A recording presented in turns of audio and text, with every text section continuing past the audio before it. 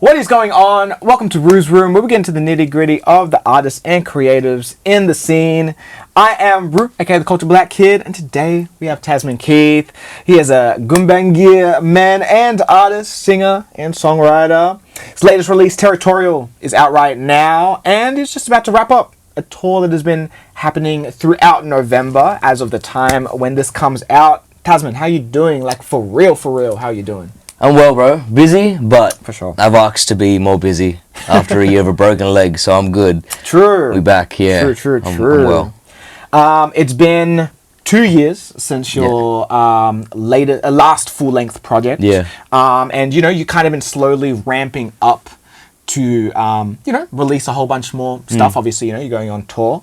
Or you've been on tour, should I say. How do you feel like this new set of releases has, represented who you are right now?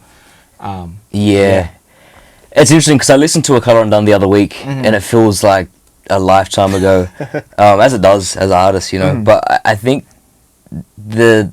where it's at now feels a lot more sure of itself. A Colour Undone felt like I was still trying to figure some things out, whereas this felt like a true representation of like, I just had to go away for a little bit, head back up to country, heal a bit, and kind of find certain aspects of myself again, and then get back to it. So this feels like me, and not that A Colour Undone wasn't, because it was me in that time. Sure. But right now, this feels very authentic and like just fun, bro. Just back to having fun with it. For sure. I kind of get that. Kind of does go into my next thing, which is how we met, which was at Black Power House this year. I think that when we first initially met was out the front of the doors. I'm not sure if you were talking to Kobe at the time. And then we talked later at the Lord Gladstone.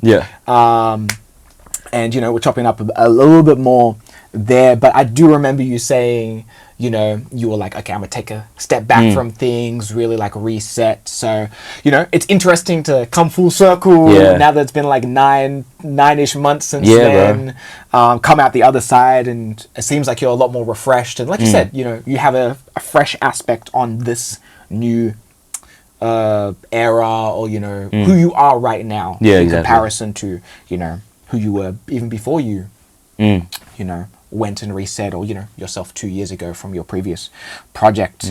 But yeah, let's keep it going. My first initial question is, what percentage of yourself do you think your inner circle really knows about you? No, that's a good question. Maybe 85. Okay. And that's like my cousins, you know what I mean? Like, 80, 85, maybe pushing 90. I feel like that's a fair percentage. Yep. No, fair enough. And how much of that percentage do you think you've shared in your music so far? 50.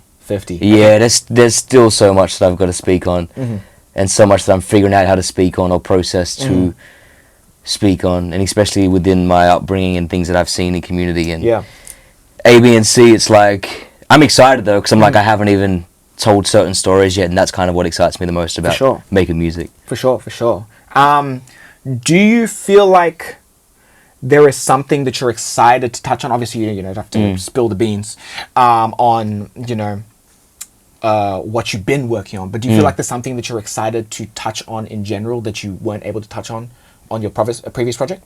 Yeah, just being a lot more personal, bro. Just being a lot more like showing, like bearing my soul, and being like, regardless of me as an Indigenous man, as a man, whatever, here's my trials and tribulations as a man. Here's the good, the bad. Here's me not being afraid to maybe contradict myself, because as an artist, I think we should be able to. I mean, like, people I grew up listening to, like Tupac, that do contradict himself so much, but like, it's art, and we're human, and as humans, we constantly do contradict ourselves, and I feel like stepping into a space now and openly just being like, here's what I think, here's my thoughts, here's me, and if that changes in 2 years, it changes in 2 years, but allowing people to see that more is what I'm excited about. For sure.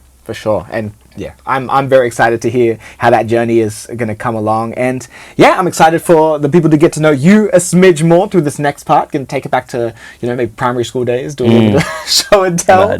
I've asked Tasman to collect a couple things, and if we don't have an item, then hopefully at least get a dope story to go along with it. So let's get into that. My first question to you is, what is something that represents who you are as a person? Probably my Gumbangi tattoo. I take a lot of pride in my heritage and my culture, and a lot of my great uncles are strong Gumbangi men that I always look up and aspire to be, and not even in any like sort of way beyond just being a really good human, and resilience, and being able to kind of still show love in resilience. I think that's the thing I see with that. So I think carrying like Gumbangi with me and knowing how that forms my worldview, I think that tattoo kind of represents me for sure the most. For sure. When paint the picture of when you decided to get that tattoo, and what was like going through your mind, and all that stuff. I think it was early last year I got it, and I just wasn't feeling good, bro. Like I've been kind of just going at it, and I was like, I need to kind of keep certain spiritual practices or close to my culture no matter what happens within this music thing, so I can kind of maintain just a bit of grounding, and I just felt like it was kind of a promise to myself of just like knowing that I'll see that every day on me, and see the word Gumbangi and know what that represents for me personally, and for me and my cousins it might represent different things, but ultimately we still share that core value. No, for sure. And how encouraging is it to you, for you to see, other Indigenous people, really rep, their country even more? I think I was talking to Miss Kanina about it, and being up at the, I think it was the Nemas. Yeah, it would have been Nemas. And how everyone was, talking, and it was such a flowing conversation. But everyone's representing where they're from, and how encouraging is it to see all the other artists in the scene, really, backing where they're from, like even more. In light of what's been happening. I think it's beautiful. Of course, I think any representation, especially in a country like Australia that we live in, where it is so like multicultural, is amazing. And now to see mob be able to represent their mob, because I think a thing is like we all do share a similar experience, but like me being Gumbangi is different to somebody else that might not be Gumbangi. They might be Bunjalung, they might be Dungari. They might be from down here in Eora. So like it's a different experience, and there's different kind of cultural references within that. So to see how people represent where they're from through music, I think kind of is needed, and is needed in every aspect of many different cultures and people that are making music. For sure. Okay, let's keep things going. Number 2, what is your favorite sentimental gift that you have received from someone? Probably this at the moment, like the little holder I've got. It's the only thing that kind of is with me right now in Sydney. So that's what I can think of. But I got it from a really... Do you want to show a really really close friend up in Harvey Bay. They got it, and kind of it holds... I use it to hold my grandmother's rosaries, and my jewelry and my grandmother's pearls as well, and it's kind of seemed to be one of the only things that I haven't lost in like 12 months of receiving it, bro. So like I'm like, okay, I'm doing good. Usually, cause like I'm losing shit right and center. You're just like, oh, right. So this has stayed on me for longer than like a lot of things. So definitely this, and there's a couple small things that like my mum's got from when I was little. That's still up in Barraville. But yeah, definitely this at the moment. No, for sure. Break down the art. But I'm not even too sure. They just got it from like I think a traditional artist up there. Oh, nice. And brought it down. But for me, it's more so what's in it, what I hold in it, and like the context of what it holds for me, and definitely, and traveling it with it. So yeah, probably this, bro, at the moment. For sure. Well, then explain the importance of the contents of the what's in there. So you said your grandmother's rosaries. Yeah. So I got my great grandmother's rosary. Yeah, my great grand. So that's her rosaries, and she had passed 3 months ago now. We lost her. She was, thank you, bro. She was 87. So I've got her rosaries and her pearls with me. Mm-hmm. She was somebody that was born on the mission. So she was born under a tree on the mission. Yep. She was born in the 30s, Mm. and she was the last person of that generation to still be around until 3 months ago. Wow. And somebody that always believed in me, no matter, you know, what I'd be doing, especially with music. She would always ask me, like, how's it going? Yeah. You know, and really show belief and faith in me, and kind of also, like, was and is the most loving person that I've ever known. And for me, kind of having these of hers, like these things of hers with me, Yeah. after she passed, bro, I was like, okay, cool. My granny worked super hard. Let me go back to working super hard and really step it up a notch because she believed in this. Mhm. So I keep these things with me as like a memory for her and as to what I do in light of her and celebrating her life through continuing to live. No, for sure, for sure. I think I've mentioned it, you know, in regards to my own personal journey with, you know, losing. I lost my grandmother a year ago. She has like I'm South African. Yeah. She has like a painting of like Cape Town. That's she used to live in the granny flat where I had my family home, and then she moved into a elderly home. Yeah. And then when she passed, I was like, I really want that painting, and I'm now living in that granny flat, and I put it right back exactly where it was. So it's like It's special. Yeah, for sure. So yeah, I love that. I love that, and you know, again, having, you know, people, especially family, that's like really looking out for you and you know, understanding your mission and what you wish to achieve, whether it's the art part or even just, you know, even bigger than that. It's just can mean, you know, so much. Yeah, So- bro, 100%. And she had a painting, like, it's funny 'cause she had a painting where it was like the Last Supper, but Jesus was a black woman. Oh, And she got the Aboriginal flag on her shirt. It's That's such fun. a hard painting. love That's at that. home now. Dad's got it. It's incredible. Oh, I love that. I love shout out. Oh, all right. Let's keep it pushing. Number 3. What is the first album that you ever bought or received? Oh, definitely would have been a Michael Jackson record. Okay. Yeah, probably. Yep. Probably, I want to say Dangerous, Okay. or there was one where you could get all of his albums in one. It was like around History or something. Yeah, I think it was History. Yeah. 1995. Yeah. So it was one of those two for sure. Yeah, nice.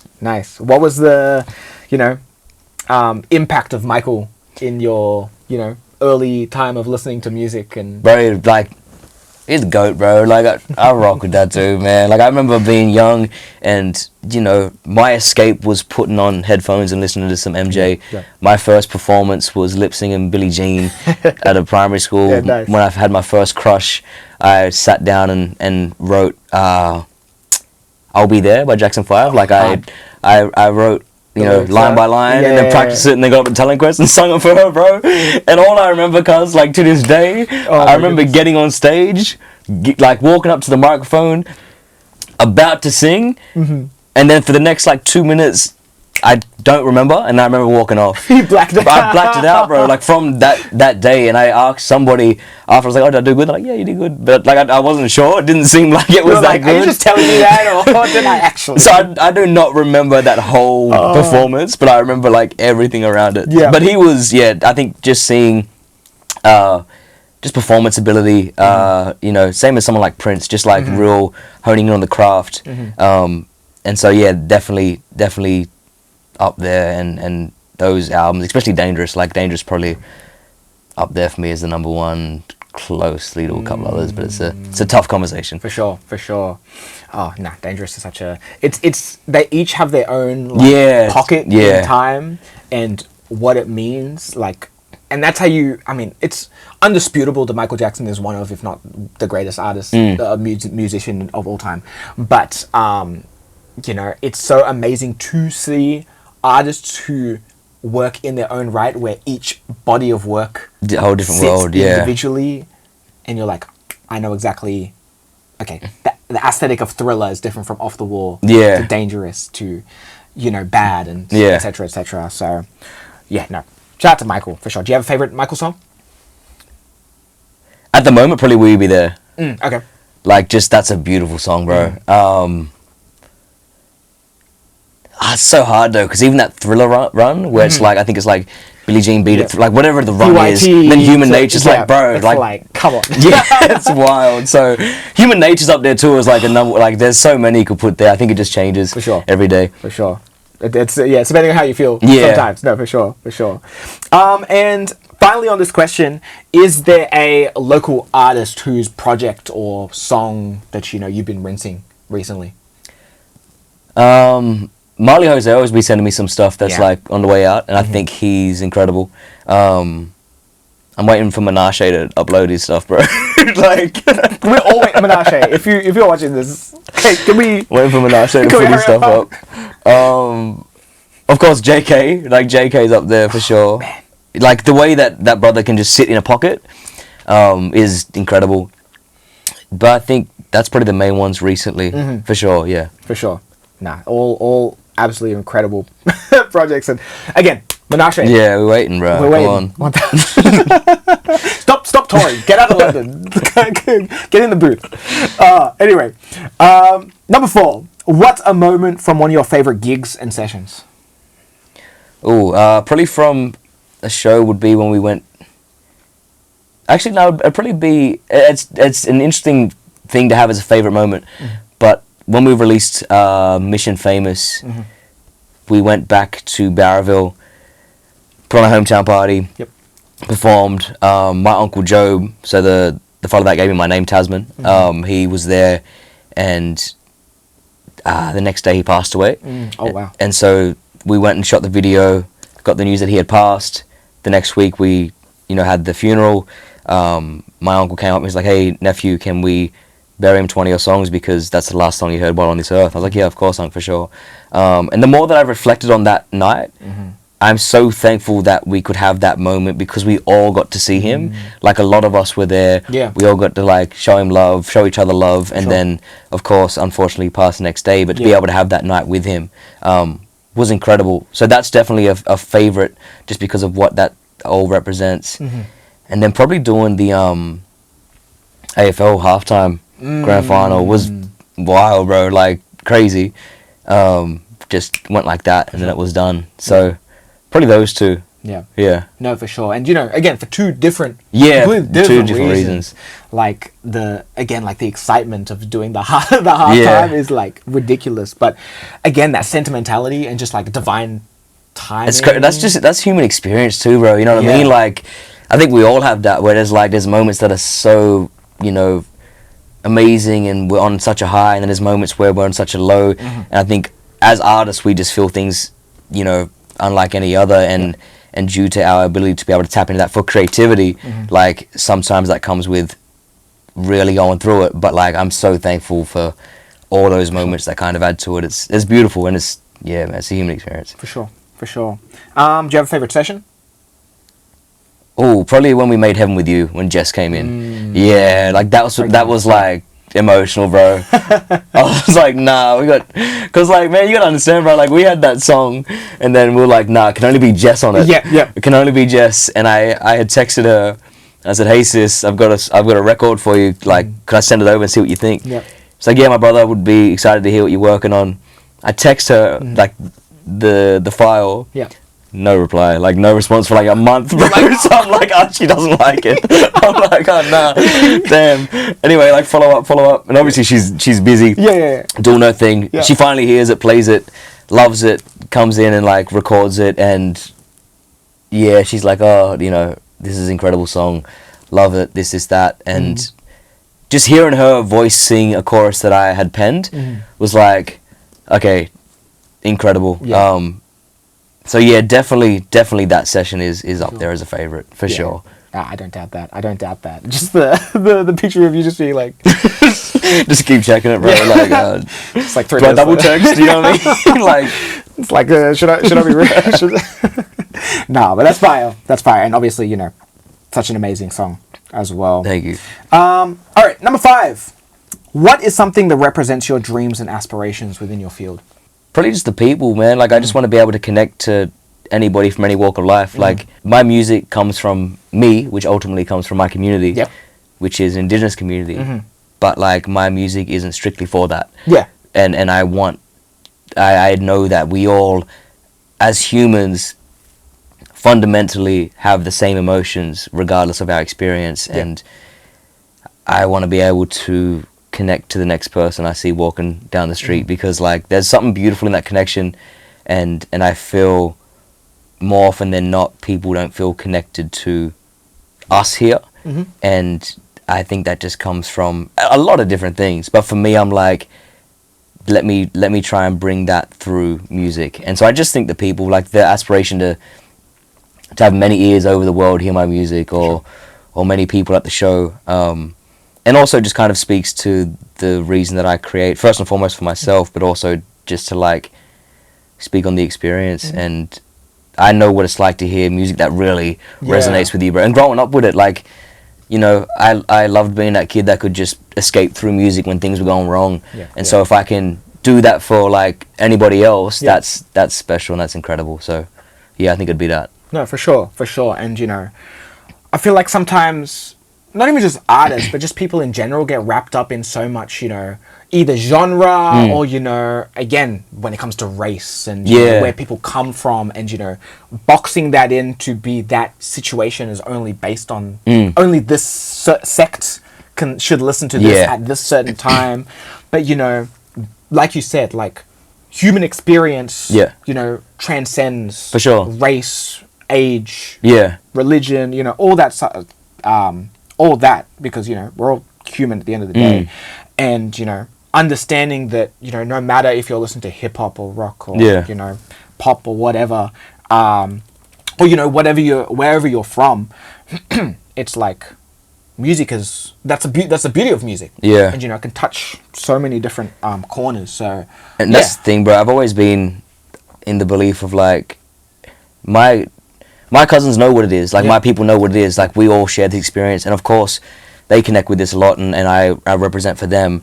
But for me, I'm always like, how do I have this connect to the rest of the world so things within my community can truly change? Because, like, that's what needs to happen, is people need to be like, okay, we see what's going on here. Or we can connect to the emotions within this. Because we grew up listening to, like, Tupac, Eazy-E, Biggie. And, like, these aren't stories that we can directly relate to, but the emotion within them, and stories of poverty or being broke, struggling, like, we could relate to, and found kind of like ourselves within that in a certain sense.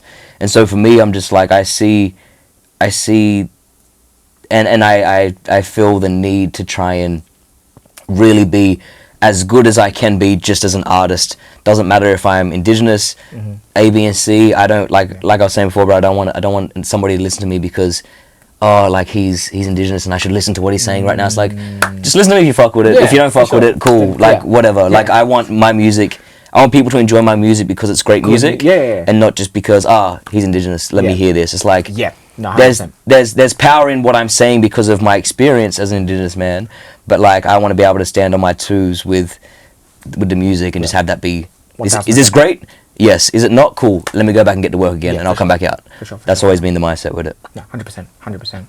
All right, we've got one more question before we get into that. It's time to play a game. So what we are going to get you to do is build your ultimate collab track.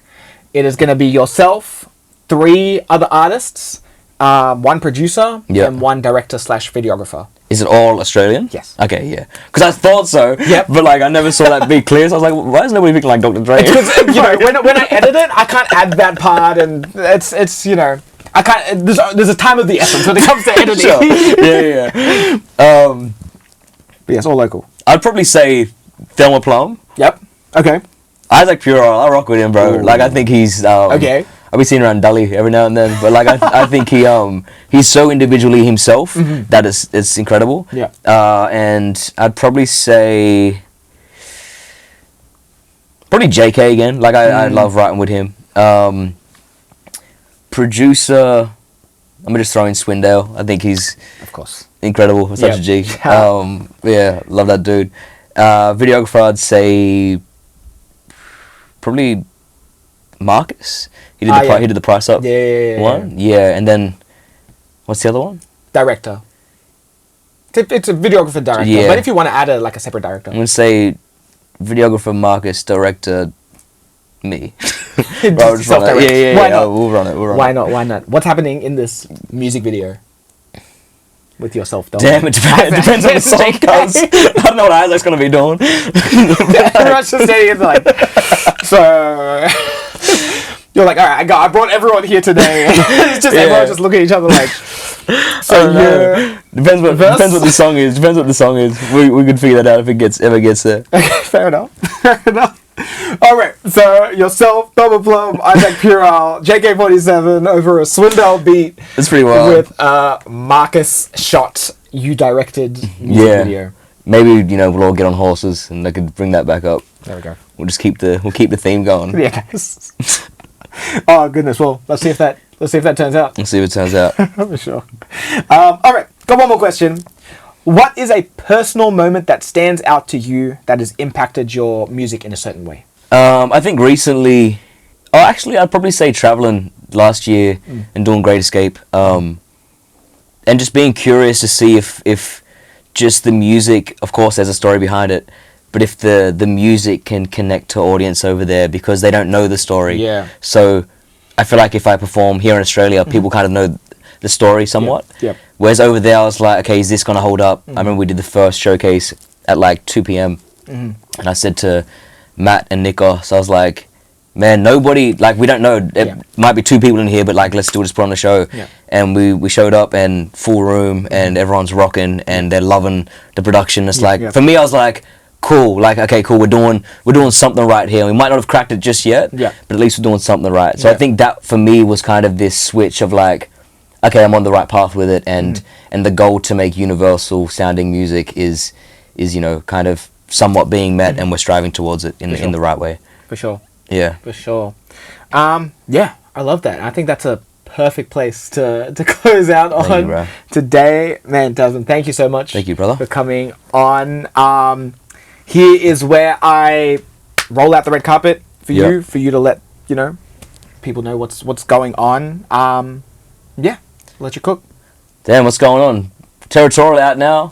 Some more music in the works. A lot in the world's going on. Go get yourself in tune and go get yourself healed, man. We all need to get spiritually a bit better, so we all there and on the way. Take care. For sure, for sure. Once again, I am Root, aka the Culture Black Kid, Tasman Keith. I'll catch you next time. Peace.